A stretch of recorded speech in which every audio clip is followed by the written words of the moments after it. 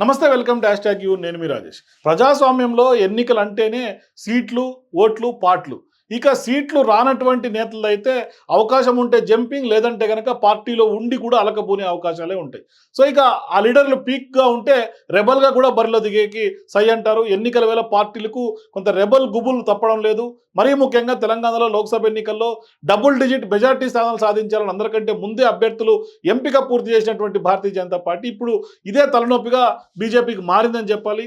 4-5 స్థానాల్లో అసంతృప్తి రగులుతోంది. ముఖ్యంగా ఆదిలాబాద్లో సిట్టింగ్ ఎంపీగా ఉన్నటువంటి బాపురావును కాదని బీఆర్ఎస్ నుంచి వచ్చినటువంటి గూడెం నగేష్కు టికెట్ ఇవ్వడంతో బాపురావు తీవ్రమైనటువంటి అసంతృప్తిలో ఉన్నట్టుగా తెలుస్తోంది. ఆదిలాబాద్లో తన వల్లే 4 ఎమ్మెల్యే స్థానాలు దక్కాయి, అయినా కూడా పార్టీ తనను పట్టించుకోలేదని కూడా కొంత సోయం ఆవేదన వ్యక్తం చేస్తూ ఉన్నారు.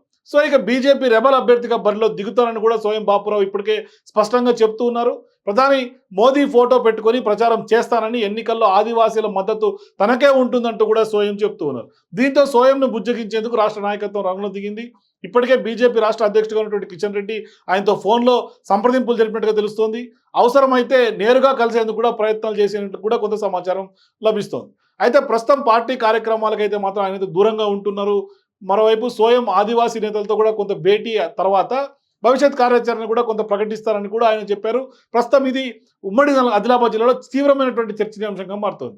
మరోవైపు వరంగల్ లోక్సభ నియోజకవర్గంలో ఉన్నటువంటి ఆరూరి రమేష్కు టికెట్ ఇవ్వడాన్ని స్థానికంగా ఉన్నటువంటి నేతలందరూ కూడా వ్యతిరేకిస్తారు.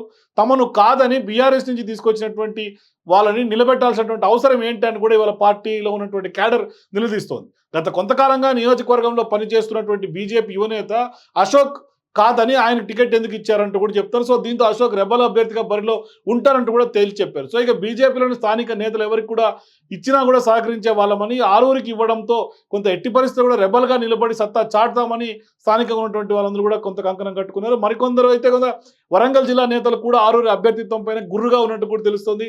వీరందరినీ కలుపుకొని ఎన్నికలకు వెళ్ళడం అంటే ఇప్పుడు ఆరూరి ముందున్నటువంటి సవాల్గానే చెప్పాలి. సో ఇక రాష్ట్ర నాయకత్వం వీరితో మాట్లాడి పార్టీ నిర్ణయాన్ని గౌరవించాలని కోరే అవకాశాలు కూడా స్పష్టంగా కనిపిస్తున్నాయి. సో ఇక జహీరాబాద్లో కూడా బీబీ పాటిల్కు టికెట్ ఇవ్వడాన్ని బీజేపీలో ఉన్నటువంటి మరో వర్గం తీవ్రంగా వ్యతిరేకిస్తోంది. ఇక్కడ జైపాల్ రెడ్డి టికెట్ ఆశించి భంగపడ్డారు. ఆయన ఇంకా అసంతృప్తి వీడనటువంటి పరిస్థితి. బీఆర్ఎస్ నేతను తీసుకొచ్చి టికెట్ ఇవ్వడం పైన కూడా పెదవి విరుస్తున్నారు. ప్రస్తుతానికి పార్టీ కార్యక్రమాలకు దూరంగా ఉన్న రెబల్గా బరిలో దిగాలా వద్దా అన్న దానిపైన కూడా కొంత అనుచరులు కార్యకర్తలతో జైపాల్ రెడ్డి చర్చిస్తున్నట్టుగా తెలుస్తోంది. సో ఇక పార్టీ రాష్ట్ర నాయకత్వ తీరుపైన కూడా కొంత స్థానిక నేతలు మండిపడుతున్నటువంటి పరిస్థితులు కనిపిస్తున్నాయి. ఇక మెదక్ సీటు ఆశించినటువంటి నేతల్లో అంజిరెడ్డి కూడా తీవ్ర అసంతృప్తిలో ఉన్నారు. అసెంబ్లీ ఎన్నికల సమయంలో ఎంపీ సీటు ఇస్తామని పార్టీ హామీ ఇచ్చి ఎమ్మెల్యేగా ఓడినటువంటి రఘునందన్కు టికెట్ ఇవ్వడం పైన కూడా కొంత అంజిరెడ్డి అసహనం వ్యక్తం చేస్తున్నట్టుగా కూడా తెలుస్తోంది. సో ఇక వలస నేతలకు టికెట్లు ఇవ్వడంతో పాత నేతలు అలకపాన్పు ఎక్కినట్టుగా ఖచ్చితంగా బీజేపీలో తెలుస్తోంది. సో ఇక టికెట్ కోసమే పార్టీలో చేరినటువంటి నేతకు బీజేపీ షాక్ ఇచ్చిందని చెప్పాలి. ఖమ్మం స్థానం ఆశించినటువంటి జలగం వెంకట్రావు కాషాయ కండువా కప్పుకున్నారు. ఆయనతో పాటుగా చేరినటువంటి నలుగురికి కూడా టికెట్ ఇచ్చిన జలగంకు మాత్రం బీజేపీ జలక్ ఇచ్చింది. సో ఇక రీసెంట్గా ఖమ్మంను వినోద్ రావుకి ఇవ్వడంతో ఏం చేయాలో దిక్కుదోచని స్థితిలో జలగం వెంకట్రావు ఉన్నట్టుగా చెప్తున్నారు. ఆయన అసంతృప్తి వ్యక్తం చేస్తున్నటువంటి నేపథ్యం ఉంది. ఇలా టికెట్ ఆశించి భంగపడినటువంటి నేతలను పార్టీలో ఉన్నటువంటి నేతలు ఇంతవరకు సంప్రదించినటువంటి పరిస్థితి కూడా ఉంది. వారంతా కూడా ఆగ్రహం వ్యక్తం చేస్తున్నారు. ఇప్పటికైనా అలకపాన్పు ఎక్కినటువంటి నేతలతో మాట్లాడి బుజ్జగిస్తారా లేదా బీజేపీ అనేది ఒకసారి వెయిట్ చేస్తున్నారు. ఎందుకంటే బీజేపీ కొంత ఓవర్ కాన్ఫిడెన్స్ కనిపిస్తుంది.